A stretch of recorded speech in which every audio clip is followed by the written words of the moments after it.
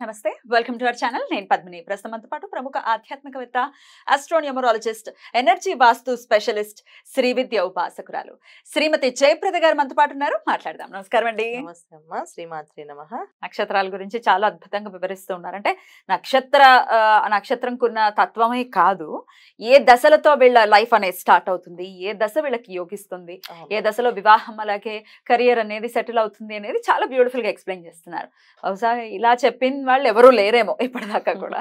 చాలా వివరంగా తెలియజేస్తున్నారు. అందుకే మీకు ముందుగా కృతజ్ఞతలు తెలియజేస్తూ, విశాఖ నక్షత్ర జాతకులు ఎలా ఉంటారండి? చాలా షార్ట్ టెంపర్డ్ అని వింటూ ఉంటాం వీళ్ళని.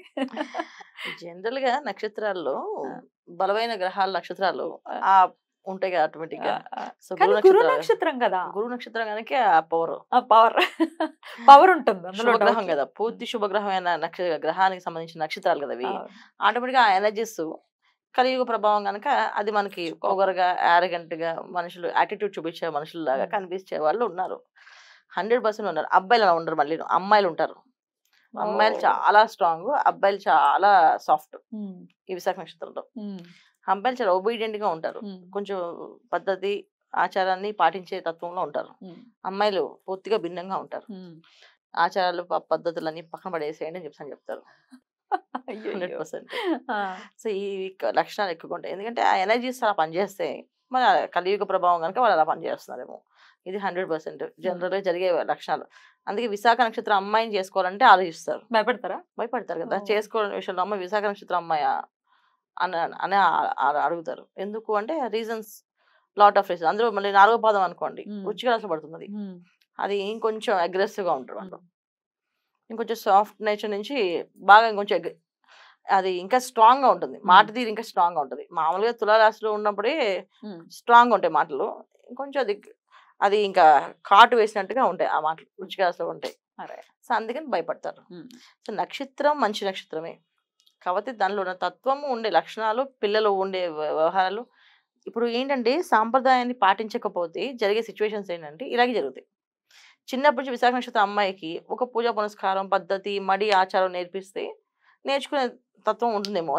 మేబీ ఇలా ఉంటే ఇలా చేయాలేమో, ఖచ్చితంగా చేద్దాం అనుకుంటారు. కానీ ఇవాళ అందరూ పాటించట్లే కదా. చాలా అన్నిటికీ బాగా అడ్వాన్స్ అయిపోయాం మనం. అలా కాదు, ఇది పాతకాల రోజులు అని చెప్పి అనుకుంటున్నాం కదా. ఈ అనుకోవడంలో వచ్చే ఇబ్బందులు ఇవి నక్షత్రానికి. సో అందుకని విశాఖ నక్షత్రం వాళ్ళకి గురుమాదశతో పుడతారు వీళ్ళు. గురువు ఒక అనుగ్రహం అనేది జనరల్ గా గురువు ఎక్కడున్నా యోగించకపోయినా ఆయన ఇబ్బంది ఏం పెట్టడు. అందువల్ల ఎడ్యుకేషన్ బాగుంటుంది. 1వ పదవైనా, 2వ పదవైనా, 4వ పదవైనా గురుమాదశ యోగిస్తుంది.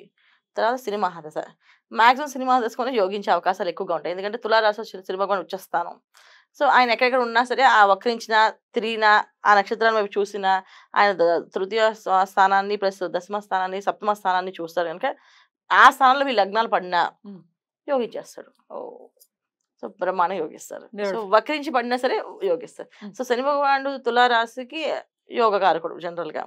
అందువల్ల ఏంటంటే లగ్నం కూడా ఒకవేళ తులాలగ్నం అయితే చాలా బాగుంటుంది లైఫ్, చాలా హ్యాపీ లైఫ్ లీడ్ చేసే అవకాశాలు ఉన్నాయి. బాగా చదువుకోవడం, బాగా సెటిల్ అవ్వడం కూడా టాప్ లెవెల్లో ఉండే అవకాశాలు ఎక్కువగా ఈ విశాఖ నక్షత్రం అమ్మాయిలకు ఉన్నాయి. అబ్బాయిలకు కదా. మళ్ళీ అబ్బాయిలు కష్టజీవులే. విశాఖ నక్షత్రం పుట్టినా వాళ్ళు చాలా ఎంత టాలెంటెడ్ అయినా సరే కష్టపడవలసింది. కష్టపడకుండా హ్యాపీగా కూర్చొని తిన్నా అనేది ఉండదు. చదువు చాలా మందికి రాదు, చాలా ఇబ్బంది పడతారు. గురుమహర్దశలోనే పుడతారు కదా, చదువు అయినప్పటికీ ఇబ్బంది ఉంటుందా? అంటే చాలా మంది ఇప్పుడు చూడండి, 4వ పాదం వచ్చాడు, గురుమహర్దశ వెళ్ళిపోతుంది ఆల్మోస్ట్. శని మహాదశ. సో శని భగవాన్ ఎక్కడున్నాడు, వాళ్ళకి యోగిస్తున్నాడా లేదా, ఒకవేళ పొరపాటున యోగించకపోతే చదువు ఉండదు, ఎడ్యుకేషన్ ఉండదు. ఆడపిల్లలు చదువుకుంటారు కానీ అబ్బాయిల విషయంలో వచ్చేప్పటికి అది చదువు అత్యస చదువులు అంటారు, అత్యస మార్కులతో పాస్ అవడం అంటారు చూడు, అలా అనమాట. ఒకవేళ యోగిస్తే బాగా చదువుకుంటారా? బ్రహ్మాండంగా, సూపర్ గా, మామూలు చదువు కాదు, బ్రహ్మాండ చదువుతారు. కానీ ఎంత చదివినా వీళ్ళు కష్టపడాలి. ఒక పెద్ద ఆఫీసర్ జనరల్ మేనేజర్ అయినా ఆ కంపెనీ మొత్తం బాధ్యత ఆయనకే ఉంటుంది. ఆయనకి టెన్షన్ పడుతుంటాడు, ఎవరు రాచారు, ఎవరు రాలేదు, ఈ కంపెనీ లావాదేవీలు ఏంటి, ఇవే చూడాలి కదా. అలా చాలా మంది హార్డ్వేర్ లో బాగా సెటిల్ అవుతుంటారు. హార్డ్వేర్ లో ఇంకా మైండ్ కి పని చెప్పే పని కదా, వర్క్ చేస్తూనే ఉంటారు. ఇలాంటి లక్ష్యాలు ఎక్కువ. చదివినా వీళ్ళకి చదవకపోయినా సుఖపడేది అబ్బాయిలు లేదు.